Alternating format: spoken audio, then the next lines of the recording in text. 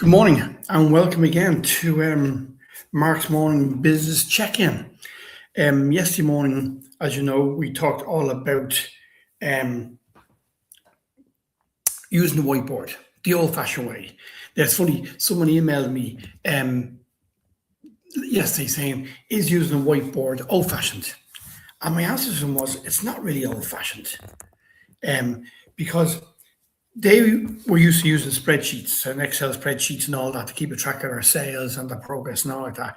But what I explained to them was using the whiteboard is just a more visual way of seeing every time you walk into your office and every time you walk by that board or that flip chart that you have your key figures on it.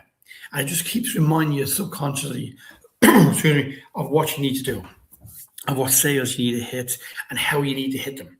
And that's very important. So that's very important. I'm just going live on Instagram as well now.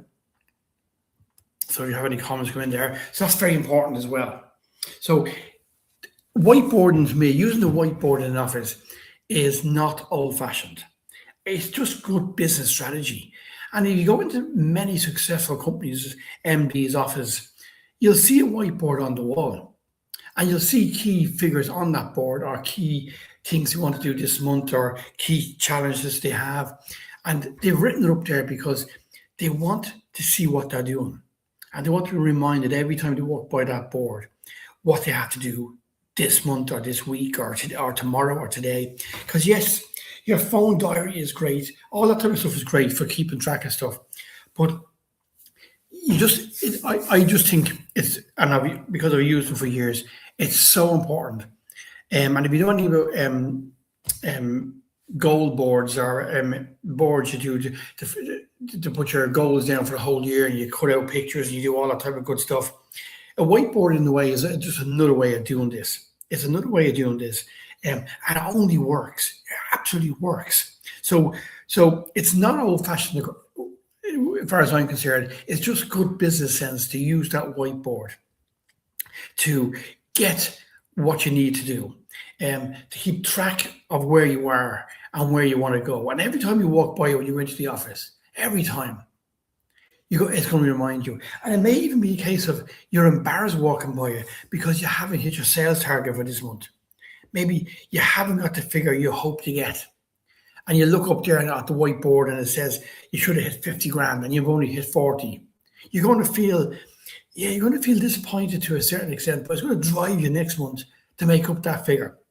So we talked about yesterday using the whiteboard to put up on the right-hand corner what your cost is every single month.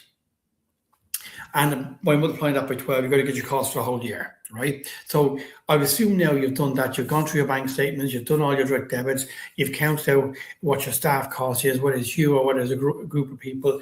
You've added on your insurance, your car tax, repairs, all that type of stuff. And then when you got a figure, you've increased it by 25% to allow for other stuff. Okay, because the problem when we do that type of figure, as I said yesterday, many of us cut back on that figure and are not honest with ourselves. We're just not honest that that's our real turnover figure, our real cost figure per month to get out of bed and do business. So you've done that now, which is fantastic, and you have that figure. So this morning, I want to talk about another figure that's very important that you need on that whiteboard: your sales figures. Now, if you want to do it properly, your sales figure isn't something you're just gonna make up. You're not suddenly going to say, "Well, I did 100 grand last year. I want to do 250 grand this year." That's the rhyme and reason behind you picking that figure, and it has to be. You have to sell yourself that reason and why you want to get to that figure. That's really, really important now. That's really important. So, one of the exercises I gave you was: Have you looked who your top 20 customers were last year, or your top 20% of your sales? Like when it comes to customers, who were they? When it comes to product mix, who were they? What were they? And that's important to figure out. Who were the people who were buying from you most last year? What was the product you sold most, the top 20 products or 20% of the products you sold? Where did the top 20% of your income come from last year? And it's important to keep that in mind, because you need to keep that in mind because we need to figure out where we're going to go from there. So the first thing you do is you know what you've done last year. Well, I assume you know what your sales were last year. I've got into many companies, and they couldn't tell me what they did sales-wise last year because the accountant hadn't done the accounts yet. If you're running your own business, that's a bloody sin. If you're running your own business, that is a sin that you don't know what sales you did last week, last month, or last year. Because that is a key driving force in you bringing your business forward. You need to know what your sales figures are, right? If you don't know what sales you're doing, then you're going to go out of business. So you need to make sure you know what your key and what your sales figures were last year. And more importantly, also, you need to know where did they come from. Like I worked for someone about 8 years ago, 9 years ago. And we did a little exercise because he was spending a lot of time. He sold a product. He spent a lot of time going out to customers, servicing machines and selling stock. But we did a simple exercise which he hadn't done. He hadn't listed all his customers and what the sales they did with him last year. He hadn't done that exercise. When we did that exercise, he was very surprised to find out that most of the people he was spending most of the time with, going to fix machines, on the phone too, all that type of stuff, visit them, make sure they're okay. Most of the people who were visiting were not in the top 20% of his sales, customer-wise. The people who were giving him the most money, he wasn't looking after. And the reason he wasn't looking after them was they weren't ringing him every few minutes with queries and questions. They were getting on with the business of selling his product. So they weren't ringing him all the time. But he suddenly realized that he's putting all his effort, all his energy into these customers who weren't giving him the volume of sales that his other customers were giving him. So what did he do? We switched. We made him focus on that top 20% and to grow that top 20%. Because there was huge potential in that top 20%. And only when he realized what his sales figures were, and only realized that what sales are coming in from those top 20, did he focus and grow the business. And the sales did grow because suddenly people who weren't ringing him because they were just selling the product, he was now dropping into them and saying, "Hi, how are you? Is there anything else I can do to help you this month?" and selling them additional product. The ones who were always ringing him, who weren't selling much, he let them still ring him, but he spent very little time managing them because they weren't giving him the turnover and the margin, and they weren't paying his bills. And as simple as that, because sales pay your bills. Sales pay your bills. So, you know what figure you did last year. You know what sales you did last year. We're on now, what sales, what figure did you do last year? Once you know that, we're now going to decide what we're going to do this year. Now, one of the key driving factors in that, and one of the most important driving factor in that, is in that right-hand corner of your whiteboard, you have your total overheads. So you put down a figure that the minimum figure you need to do to keep your business alive. And only you know what that figure is. So that's the minimum figure you need to do to keep your business alive. Now, the reality is, if you were selling an item of stock in the shops, most people double the price to make a margin of about 50%. So you need to decide what type of margin you want to make. So if your overheads is 100 grand, I'd be recommending you should be aiming to do about £300,000. Because out of £300,000, you're also going to have tax, you're going to have VAT, and you're going to have other costs. So, especially in the product business. So to do 300 grand, you're probably going to have to spend 120,000 pounds on product, and then you have another 100 grand in overheads. So you need to be doing at least 300,000 pounds, if you're selling your product. So if you decide that you're going to sell this cup and you buy it for 50 quid, for argument's sake, you're going to sell it for at least 100 euros to give you a margin of 50%. You may sell it for 150 to give you a bigger margin. But you can see, if I sell it for 50, if I sell it for 100, I buy it for 50, I have 50 left that go towards my overheads, right? And that's the type of thinking you have to get into. If you're in a product business, if you're in a service business, then if you're going out doing repairs if you're a plumber, a carpenter, electrician, a painter, whatever you're doing, if you're delivering a service, then you need to decide, okay, to deliver that service and to make it worth my while, my overheads are £100,000. I need to be doing £300,000 or 250,000, because out of that overhead, I've paid myself I've looked after stuff. But maybe the £150,000 net profit you're going to make is going to help you maybe employ someone else, put another van on the road, or give you that comfortability. So you have to aim for a decent figure. Don't aim just to get a little bit above your overheads. You need to really push yourself on this now. You need to be aiming for a figure that is at least twice what your overheads are, if not 3 times. So when you decide on what your sales figure is going to be, you're going to put that on your whiteboard in big writing. So we assume it's 300,000. You're going to put on your whiteboard, I'm going to do £300,000 this year. That's what I'm going to do. Okay? So now you have your figure, your key figure, and you can break that down into 12 months. Right? You can break it down into 12 months. So do my mental maths this Saturday morning. It'd be just under about £25,000 a year. So a month. So it means that every time you walk by that whiteboard, when you walk by that whiteboard once in the morning, when you walk by it 3 or 4 times a day, when you're only in the office once every 2 or 3 days, every time you walk by that whiteboard, that sales figure that you put on that board, you're going to see it. It's going to be burnt into your subconscious. It's going to be there day in, day out. And you have the monthly figure. And if you want to go really, really dig down, you could even have the weekly figure. So that on a Friday evening, you'll know, right, I'm on track. I'm supposed to do 10 grand this week. I've done 11. Absolutely brilliant. I'm 1 up when I start next week. Or you only done 9 and you're 1 down when you start next week. So make sure you have that sales figure on that board, and that's your starting point. Now, the next bit is, how are you going to get to that figure? Like, how is that figure made up? Now, assuming we're going to make a few assumptions here. Talk about 3 different types of companies. One, you're a company that sells a service to customers who buy off you all the time. Okay, so maybe you're selling hygiene products.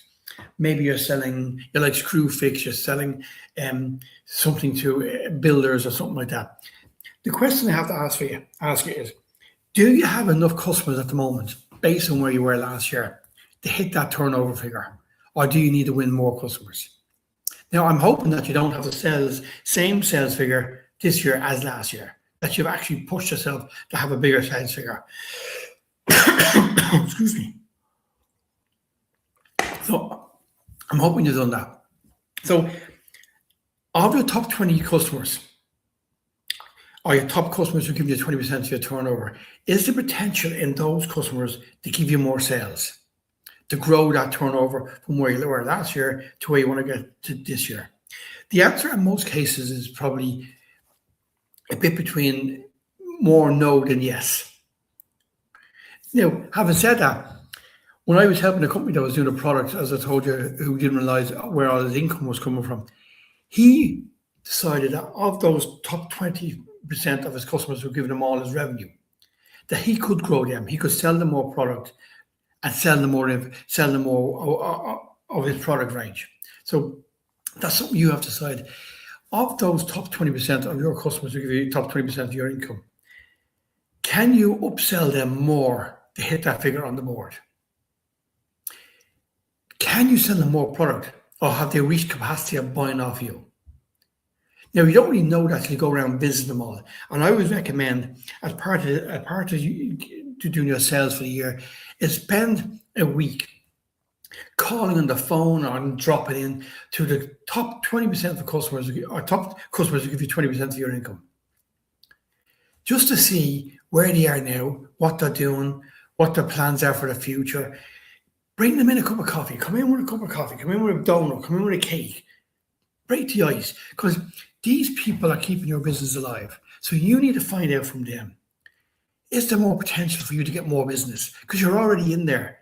You're already a customer. They already buy off you. So can you sell them more stuff? A lot of the time the answer is yes, because you haven't asked the question, especially if you carry a load of products. Especially if you carry a load of products, or you're selling a service. Maybe you're a plumber or carpenter for a commercial organization, and you go into big companies helping them with plumbing needs, electrical needs, or carpentry needs. Like, is there more stuff you can do for them? And the answer is always yes, just you haven't asked it. Like, what else can I do for you? You might realize that there's something new they're building, something new they're doing. Can I quote for that? Can I get that bit of business off you?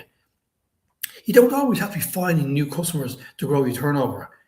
You can use your present customers to grow your turnover if you ask the right questions at the right time and you get close to them, you get to know them. So the first thing is, can you grow your your turnover from last year to what your target is this year from your present customer base? Second question is, do you have the product range to actually do that all the time? So if you're a plumber or a carpenter or an electrician or a painter, or someone selling a product, if you're going to increase your turnover by, say, 50 or 60% this year or 70%, first of all, do you have the product range to grow that turnover? And second of all, do you have the hours in the day to grow it? Because there's no point saying that if you're in the service industry and you're always on the road doing repairs and stuff like that, that I want to grow my turnover. But actually, I don't have enough time in the day to go to new customers or to meet new customers. I just don't. Well, then you look at, excuse me, sorry. You need to look at your turnover and your growth in a different way. What you need to do is decide, if you're in the service industry and you want to grow your turnover, do you need to take on additional staff? Or do you need to look for a different type of customer?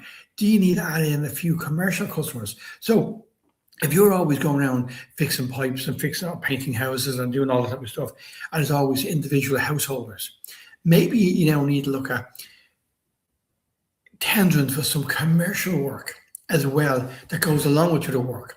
Bigger jobs that carry a bigger value. Remember, bigger jobs that carry a bigger value bring more revenue into the company. So maybe that's what you need to be thinking do. So even if you're one-man outfit, you might decide, right, now I'm going to do bigger jobs. I'm going to do a full rewiring. So yes, I'll have to take on an apprentice. That's a cost, goes up on the right-hand side of the board, increases your turnover, it increases your overheads. So just make sure you keep track of that to make sure that goes towards your turnover. But you might have to do that to actually grow that business. Otherwise, you're going to stay where you are. And really, there's no point staying where you are. You didn't get into business to stay where you are. So when you look at the whole thing from a sales point of view, you have a bit of work now to do. Who are the top people who gave you your top 20% of your turnover? Can you grow them? Go around and meet them and ask them, how can I help to grow how can I help you to run your business better? Is there anything more I can sell you? Maybe they don't know what your full product range is. Maybe they don't know what you sell. Maybe they think you only sell as one or two products. Number two, do you have enough hours in the day to grow your turnover from where you were last year to this year for that figure on the board? Maybe you do, maybe you don't. And if you don't, how do you fix that? Do you take on more commercial work or bigger value work? And bigger value work could be deciding that I'm not going to be unblocking toilets. I'm going to use that time of all the unblocking toilets that doesn't bring me in much money, but takes up too much time to do other stuff. And that's another thing you need to look at. Of the stuff you do, what stuff is of no real value? Like, is unblocking toilets or changing the plugs or doing plugs for people, even though you might get 50, 60, 70, 80 quid for it, could you have actually got during that time 300 euros from doing a different type of work? And that's a key question as well. So there are questions that I said I'd talk to this morning. I keep this every morning to about 19, 20 minutes. So I'm nearly finished now. So if you do have any more information, if you have any requests whatsoever, just email me, markbeggs@gmail.com. I'm on every weekday morning from 7:30 till about 10 to 8. I keep my promise to be finished by 10 to 8 so people can get off to work. So appreciate your time.